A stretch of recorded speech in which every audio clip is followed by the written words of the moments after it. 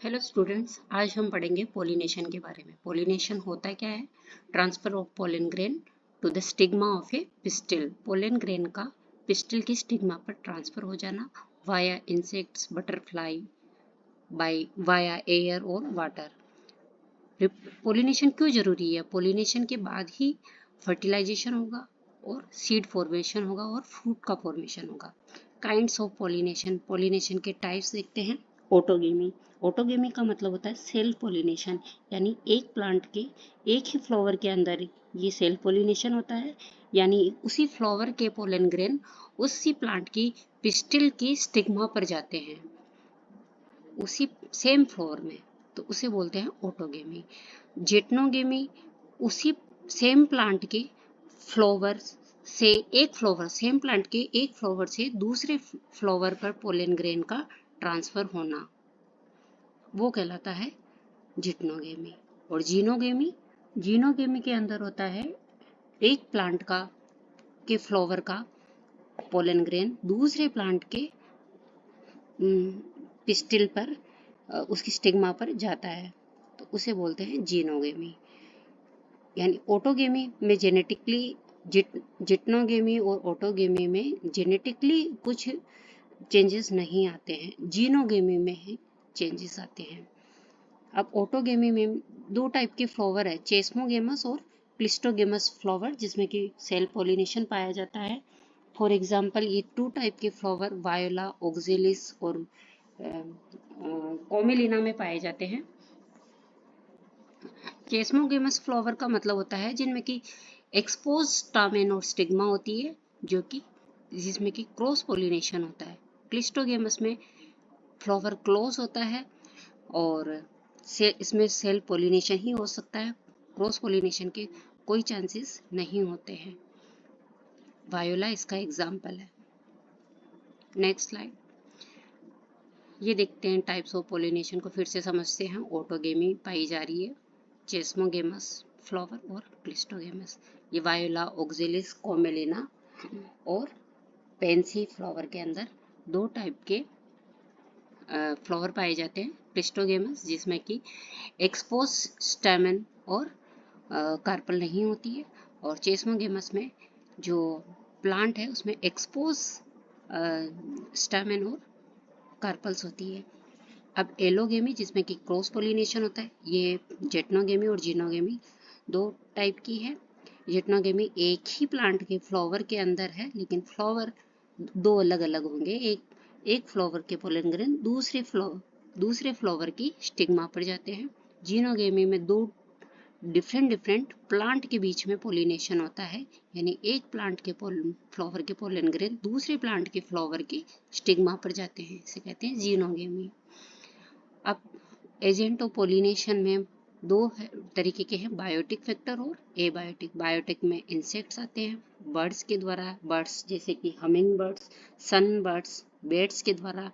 Animals में जिसमें कि रेप्टाइल्स आते हैं, रोडेंट्स आते हैं, हाँ ओके। और उसके बाद है वाइंड के द्वारा पोलिनेशन, हवा के द्वारा जब पोलिनेशन होता है तो जो पोलन ग्रेन होते हैं वो नॉन स्टिकी होते हैं और बहुत लाइट वेट के होते हैं, तो उनके हवा के द्वारा पोलिनेशन होता है।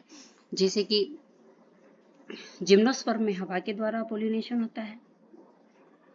उसके बाद है वाटर के द्वारा पोलिनेशन। वाटर के पोलिनेशन में वेलिस्नेरिया और एक जोस्टेरा जो कि सी ग्रास होती है, उसमें देखते हैं कि पोलिनेशन कैसे होता है।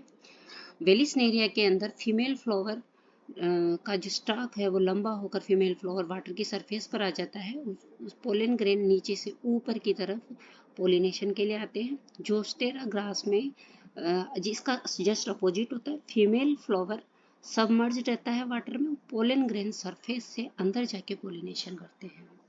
उसके अलावा वाटर हाइसिंथ यानी जो जल कुंभी होती है, और वाटर लिली जो है, ये प्लांट्स जलीय होते हुए भी इनमें इंसेक्ट के द्वारा पोलिनेशन होता है। Next slide. दोबारा से बताएं type of pollination, autogamy, geitonogamy, xenogamy. Agent of pollination है बायोटिक फैक्टर। एबायोटिक फैक्टर में वाइंड और वाटर आता है। और एक चीज समझते हैं कि वाइंड और वाटर के द्वारा अगर पोलिनेशन होता है तो उन प्लांट्स के फ्लावर वो ज़्यादा अट्रैक्टिव नहीं होते हैं, वो कलरफुल भी नहीं होते हैं और उनमें नेक्टर का प्रोडक्शन नहीं होता है। जबकि जो बीज, बटरफ्लाई या बायोटिक फैक्टर के द्वारा जिनमें पोलिनेशन होता है, उन फ्लावर्स जो फ्लावर होते हैं वो कलरफुल होते हैं, वो इंसेक्ट्स और बटरफ्लाई इनको अट्रैक्ट करने के लिए होता है और उसके अलावा नेक्टर का फॉर्मेशन होता है।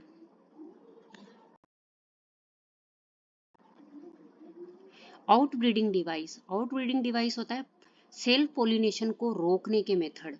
क्या क्या हो सकते हैं, यानी हमें क्रॉस पोलिनेशन कराना है तो ये मेथड है क्रॉस पोलिनेशन को इंकरेज करते हैं। अगर कंटिन्यूस सेल्फ पोलिनेशन होता गया तो इनब्रीडिंग डिप्रेशन हो जाता है, इसलिए क्रॉस पोलिनेशन को इनकरेज करते हैं।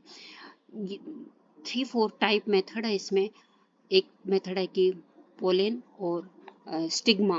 पोलन ग्रेन का जो रिलीज है और स्टिग्मा की जो रिसेप्टिव करने की पावर वो एक साथ नहीं होनी चाहिए, अलग अलग होनी चाहिए। उसके अलावा एंथर और स्टिग्मा अगर डिफरेंट डिफरेंट पोजीशन पे होंगे तब भी उसमें सेल पोलिनेशन नहीं हो पाएगा। उसके अलावा अगर पोलन ग्रेन है तो उनके पोलन को जर्मिनेशन को रोक देंगे या पोलन ट्यूब की ग्रोथ को ही रोक देंगे तो सेल पोलिनेशन नहीं होगा।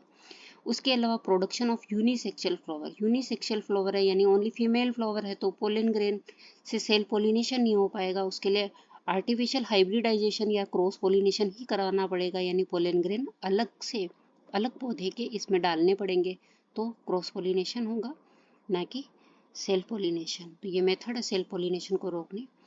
पोलिनेशन में क्या क्या होता है, पोलन और पिस्टिल का इंट्रैक्शन होता है। जैसे ही पोलन ग्रेन पिस्टिल की स्टिग्मा पर आता है तो अगर वो पोलन राइट टाइप का है तो पोलन ट्यूब का जर्मिनेशन होकर फर्टिलाइजेशन हो जाएगा। अगर पोलन ग्रेन रोंग टाइप का है तो पोलिनेशन नहीं होगा, पोलन ट्यूब का जर्मिनेशन नहीं होएगा।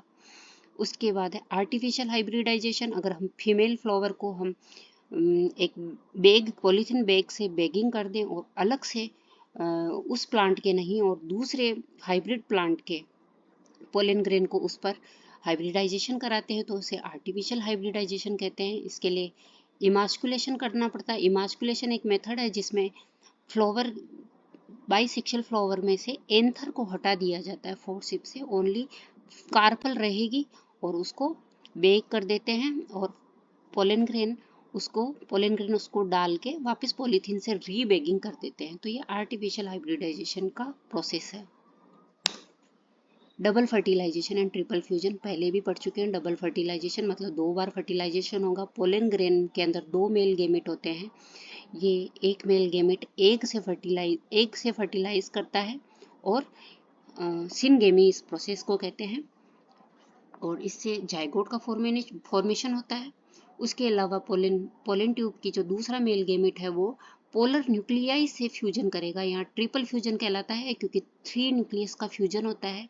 इससे प्राइमरी एंडोस्पर्म न्यूक्लियस बनता है। ये एंडोस्पर्म का निर्माण करेगा। ये एंडोस्पर्म इस बनने वाले एम्ब्रियो को न्यूट्रिशन प्रोवाइड करता है। अब जब जाइगोट का फॉर्मेशन हो चुका है तो इसमें ट्रांसफर डिवीजन होकर 2 सेल्स बनती है। जाइगोट का एम्ब्रियो का बनना एम्ब्रियो जेनी प्रोसेस कहलाता है। इस प्रोसेस के स्टेप मोनोकोट प्लांट और डाइकोट प्लांट में दोनों में सेम होते हैं। यहाँ ये डाइकोट प्लांट का एम्ब्रियो दिखा रखा है, इसमें 2 कोटिलिडन है। अगर मोनोकोट एम्ब्रियो होता है तो कोटिलिडन 1 होता है। तो हम आगे एम्ब्रियो की स्ट्रक्चर भी पढ़ेंगे जो कि मोनोकोट और डाइकोट में अलग अलग होती है। उसके बाद ये जाइगोट में जब ये ट्रांसफर डिवीजन होगा 2 सेल्स बनेगी, वो ट्रांसफर डिवीजन होते जाएंगे तो सस्पेंसर का निर्माण कर देगा।